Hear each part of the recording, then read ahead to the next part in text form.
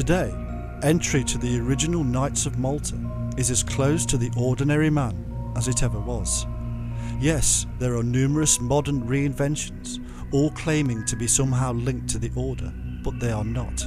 The true Order remains today the sovereign military order of Malta, and is a closed Roman Catholic fraternity, allowing only those of noble birth entry into their innermost ranks. The sovereign Grand Master is recognised by nations around the world as a head of state, given religious rule with the title of Cardinal, and secular power with the title of Prince, even though there is no land to rule over. Their land is one unseen.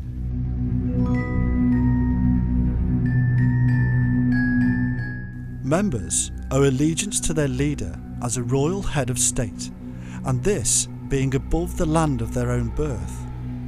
Evidence of their power is found just after the Second World War, when their ability to issue passports enabled them to aid Nazis fleeing mainland Europe with false identities. Indeed, they issued their highest reward, the Grand Cross of Merit, to the Nazi general Reinhard Gehlen. It is claimed by conspiracy researchers across the world that the Knights have been implicated in the construction of the CIA, and even Watergate journalist Carl Bernstein claimed that Ronald Reagan's CIA director, William Casey, was a Knight and gave secret information to Pope John Paul II, their main aim to reduce the power of communism.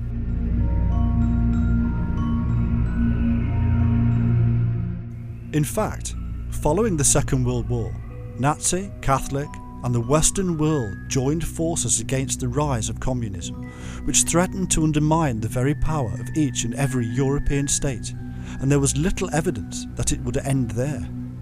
There is little wonder, therefore, that the Knights, all men of considerable power and authority, were involved in joining forces with the Office of Strategic Studies, the SS, and the British Secret Service and other Catholic powers to fight the power of communism.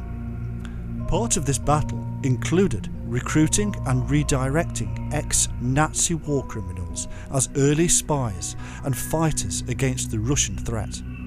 The effective use of the Order's passports was simply part of this secret work.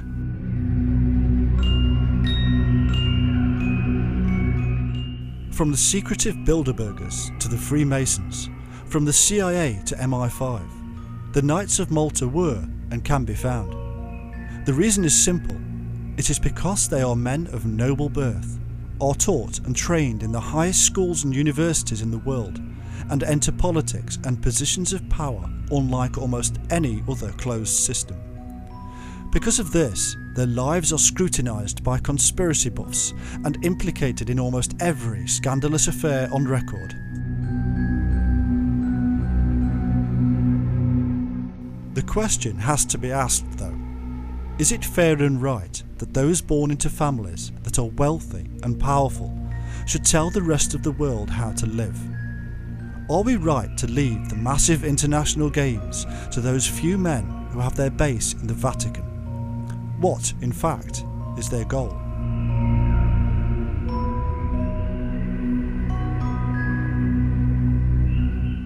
There are approximately now 11,000 Knights worldwide, with many break-off groups, including the Protestant Order in Great Britain, closely associated and technically having allegiance to the Pope via the ruling monarch. This order also now has membership of the United Nations, even though it technically has no nation. Why should these people have such access to this incredible power? Did you vote for them?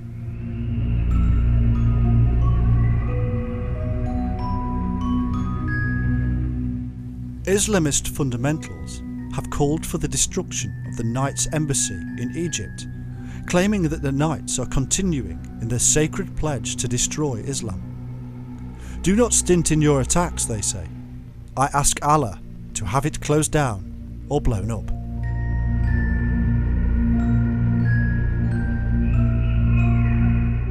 The age of the internet and the dissemination of information has made it possible to join the dots, and together with conspiracy theorists, these Islamic terrorists have worked out that certain members of the Knights Order are also implicated in the security firm Blackwater, which has been used by the USA military to protect its personnel in the various wars.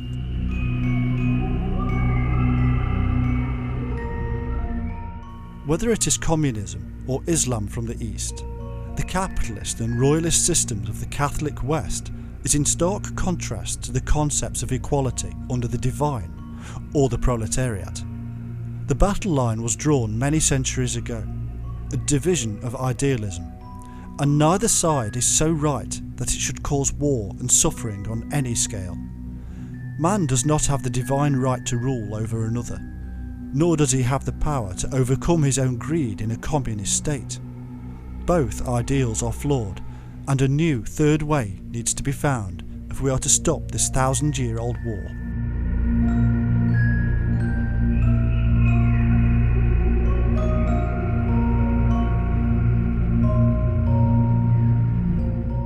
But alas, no matter what opinion one may have of the war between West and East, Christianity and Islam, capitalism and communism, it appears to still be raging, and it appears that the warriors of Christ in the black cloak and the white cross are still fighting it.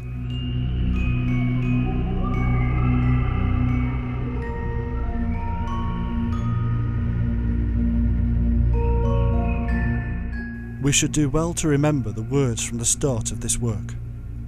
This religious fervour had been created and fostered by the powers of the Catholic empire-building church over several decades.